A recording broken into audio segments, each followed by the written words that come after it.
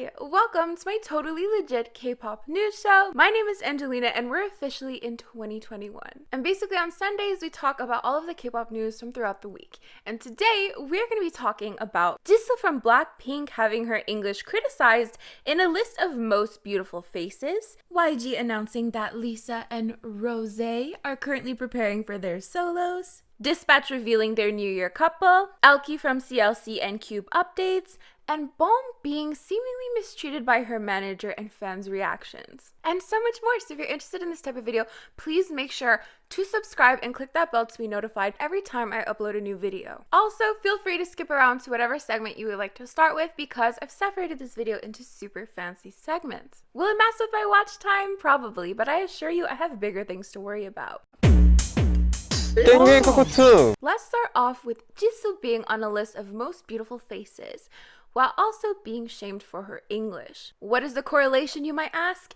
Let's try to get to the bottom of it. So this is a popular list from TC Candler. And from what I've read, every year they release a list of the most beautiful faces, which they regard on their website as the most internationally recognized and prestigious list of its kind. And this year, Jisoo made it to number 50, which is her highest ranking as she's appeared on it once before. Now that's not inherently the issue here. No one is getting angry that she made it to number 50. People are angry at the caption that was released alongside of it. Now when people are put onto this list, usually there's a little bit of a joke within the caption. You know, for example, Twice's Chaeyoung, they wrote, "Risky risky, rappy rappy, singy singy, dancey dancey," in reference to her part in I Can't Stop Me. However, for Jisoo, they wrote, "Her English is a pity." So let's dive a little bit into the context surrounding this. So for those who don't know, one of her favorite phrases is "that's a pity," which we came to know of on the Jimmy Kimmel show when she said so herself.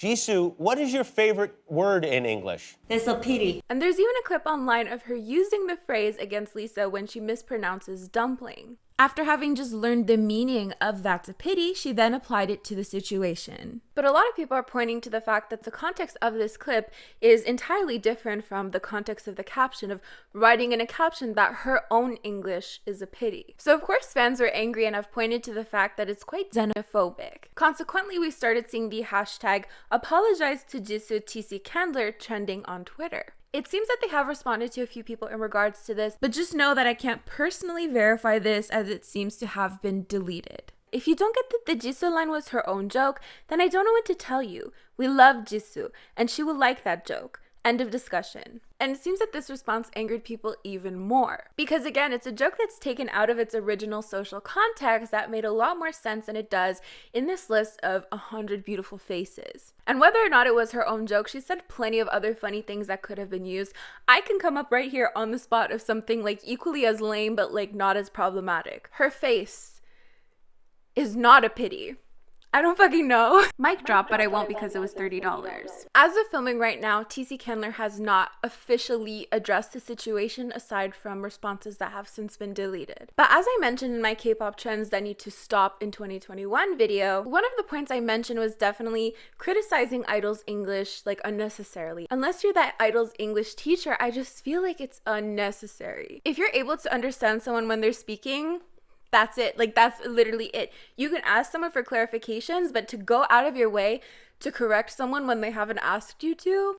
Now, let us move on to Dispatch, who have revealed their New Year couple. So, on January 1st, Dispatch did indeed reveal a new couple, though it wasn't 7 K-pop couples as a lot of people theorized previously. Though in response to that rumor, a lot of people clarified that Dispatch had said that they would reveal a couple that had been together for 7 months and not 7 K-pop couples. But that rumor was definitely interesting in terms of what couples people had been coming up with. So Hyunbin and Son Ye-jin, who are actors from the drama Crash Landing on You, were reported to be dating on January 1st. Now they also appeared in a movie together in 2018 and have denied dating rumors multiple times, though it seems that their relationship only started after Crash Landing on You. And so when this news was released, both of their companies respectively said that they were going to look into it and check in with their actors. But really not too long after that, they indeed confirmed the validity of this news. Both VAST and MS Entertainment expressed that they met through previous acting projects and ended up getting into a relationship after the end of their drama. Now, some people have been a little bit disappointed with this news because,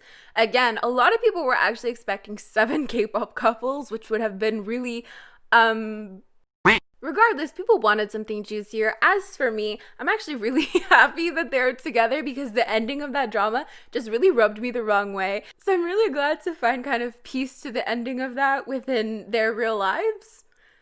Is that okay? That being said, I do acknowledge how creepy it is for Dispatch to follow people around, to take pictures of them without their consent, and then release those pictures to the public along with their news reports. But on a different note, it's definitely a drama that I would recommend. Super interesting storyline. Also, leave in the comments down below, who were you convinced was going to be released and then they ended up not being released? Let's now move on to a segment that I like to call Kpop Shenanigans, which is basically fun little things that have happened on K-pop this week. Did I say on K-pop? SM Town had a free concert where Red Velvet finally performed as 5 again. YG Entertainment have confirmed that Lisa and Rose are preparing their solo activities. Miss Rose apparently is filming her music video in January, with Lisa's solo to follow, and then of course Jisoo. So let me know if you want me to make a predictions video for their solos. I made a Rose prediction video over a year ago, thinking it was gonna come out really soon after that, but you know how blinks are. G-Idol released a concept video for I Burn. Rain and JYP released their duet for Switch to Me. Woo-Ah released their music video for I Don't Miss You, and TXT's Bom released the cutest picture of his Amazon parrot. It was imperative that I shared this with you in this segment. Also, the K-pop meme of the week is whatever the hell this is. I don't know, but it just made me laugh for a really long time.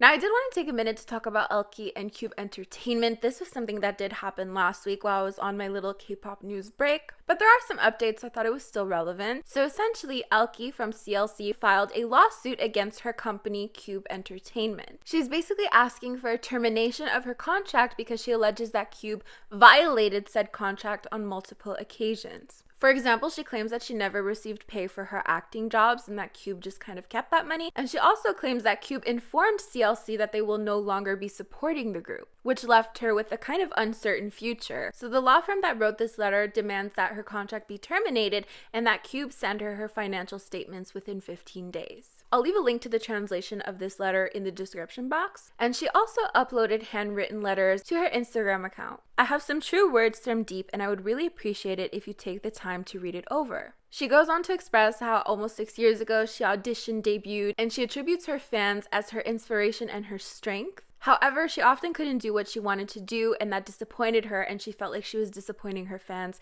and she couldn't let it go on anymore. She goes on to explain that she's excited to be able to do what she wants to do, and she thanks everyone for being there for her. I'm so optimistic about the adventures to come. With you, I have nothing to fear for because you are the reason for my happiness. She also thanks her members who are like family to her and ends off with, love you so much. And that is basically where this story is as of now. We haven't really heard anything on Cube's side of things. But it's been a long time now that fans have been pointing out how CLC have been mismanaged with lack of comebacks and so on. So all of this seems to really solidify those sentiments, because this definitely is not the first time that an idol accuses a company of mistreatment, of violating contracts, of not getting paid. And we've seen time and time again that they are not easily won. So with that in mind, I do hope that everything goes in her favor. But I'd love to know what you think. Do you think she has legal basis to terminate her contract? Do you think Cube will be receptive to this? Let me know in the comments down below. Now let us end off with another story that happened during my news break, and that is Bom being seemingly mistreated by her manager. So basically she was having fun on Instagram Live, interacting with her fans, listening to music, when her manager then walks into the room. She is then told that she got a call and to end the live. And fans pointed out that the manager seemed angry, and so they were really unhappy with this interaction. And so not long after that, we see that clip going around and the following hashtag being trended on Twitter. And I have to say, like, it became a pretty big thing. You know, we had people expressing that she's not a child, she's an adult, and she should be able to interact with fans as she pleases. And people also alleging that her company, D Nation, is preventing her from interacting with fans and also preventing her from having comebacks or really doing anything. For further context, a lot of people have been worried about her this year because she seemingly just kind of disappeared and hadn't had a comeback all of 2020, despite her company saying that she would have one in the fall. So along with the trending hashtag, we have people demanding that D Nation address this issue and also apologize to her for the mistreatment. As of filming right now, well over a week after it has happened, D Nation have yet to address this. But let me know what you think of this. Do you think this is kind of standard practice for a lot of idols? Or do you think the context changes because she's been in the industry for so long? Let me know in the comments down below. But yeah, that is basically it for this video. Don't forget to like, comment, and share it with friends you don't have. You could also consider joining my channel members so you can get a cute Kevin emoji next to your name, among other things, depending on the level. These are the lovely individuals who help support my channel on a monthly basis. Thank you so much for your support. It means the world to me. As for me, I'm gonna get going, so I'll see you guys next time. Bye!